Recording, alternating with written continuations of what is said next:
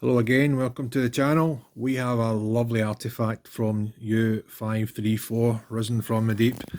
It is an actual padlock and some sort of eyelet it's been on. This apparently came from an ammunition case, but I'm doing a separate video simply because it's so unique to actually find something like this, and it's locked. So the last time somebody locked that was probably one of the crewmen on the U-boat, and it's remained locked all those years. It's never been opened. No key. However, I am going to try and get this opened. For those who don't know, I was a professional escape artist for many years, professional, and it is my specialty to get locks and padlocks opened. So if I don't get this out, opened up, should I say, it's going to be highly embarrassing for me. I think I don't really want to start probing with picks. I might have to. I'd rather try and adapt to make a key for it. That would be the most simplest thing to do. I need to do the rust removal first and see. I don't think we're going to see any markings on this. I can't see anything at the moment shining through. It's in pretty remarkable condition, to be honest, for what it is, considering that the other part next to it is probably rusted worse than what the padlock is. I don't think it's brass. It could be, that's a possibility. We'll only know once we get it cleaned up and the rust off it. I could do a slight test on the corner, just maybe here, just to see before I put it in the electrolysis bath. I think I might just do that, just to see if it is brass and it's just so badly tarnished. There's a sort of touching the green on it, so it could be. And if we can get this opened, that'd be great. As I was saying, I may have to ask my good friend Coxie Picks, who is a lock picking expert in my view, to see if he can maybe shed some advice on this if I get a bit stuck. Never opened a padlock as old as this from this type of situation. But we're going to get it cleaned up. When we do the electrolysis, we're going to put this in a small bath, but we're also going to separately link this, because what you have to remember when you do it that way is, if there's any other, a whole unit is fine, a whole item without any connections. This is connected, so this will need a separate connection on to make sure that the rust is removed, because you won't have a proper connection between that hasp and that eyelet to begin with. So yes, this is another exciting video to see if we can get the padlock opened, as well as if there's any markings on the padlock itself, and we'll take it from there. So stay tuned and let's start. I've got the padlock ready to start. A couple of things I'll show you first: how I do the rust removal, how I set it up. It's very simple. You can adapt this to bigger or smaller, whatever suits yourself. Basically a plastic container. You have two metal, steel across, just scrap metal. These will attract the rust and the rust will stick to it. And from there I like to join them up. You can just have one if you want as well, but two's good. I always keep it two.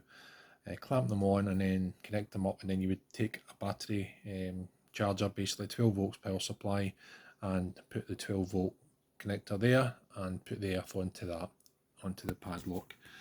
Normally you're meant to use some sort of brass, so you're not actually interfering with the electrolysis process when the rust removal. You can see I've managed to wedge it in gently between the eyelet and the padlock, so I should get away with being able to clean both of them.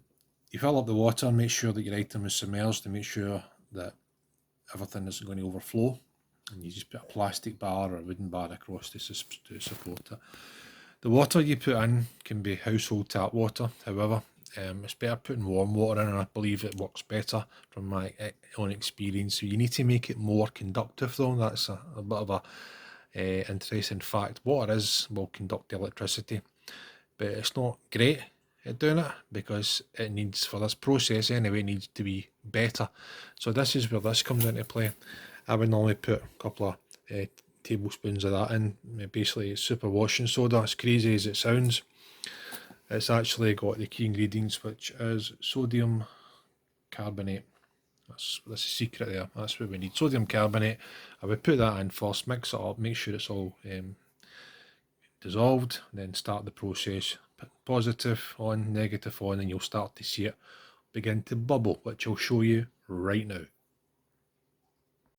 So that's the process started now. As you can see, it's bubbling away. It does produce hydrogen gas, so make sure you do it in a vented area. Put the positive onto the sacrificial metal and the negative connected to the padlock and the eyelet. So we'll see how that goes. We'll leave it for about 2.5 to 3 hours and we'll come back and see any progress. This is just an update. I stopped the rust cleaning about an hour into it just to check, and I used a wee bit of polish on the padlock and it looks like it's brass. So I've taken it out. I won't be putting it back in because I need to open it so I can get the eyelet off it, and you can see that the rust has started to come off that pretty good already. A long way to go yet still, and it needs cleaned up. So at least that's working, but I just it did take a lot of the gunk off, the sort of surface sort of pitting and stuff that was on that, but this is brass, so this is going to clean up lovely. I'm going to get an absolute showroom shine on this. That should be lovely, and I need to get it open. So I'm going to see if I can fabricate a key and try various methods with that, and if not I may have to try and pick it, but hopefully inside it's been cleaned a wee bit with the electrolysis. So I'm going to get some WD-40 in that again, let it sit for a while, and then go and manufacture some sort of key. Stay tuned.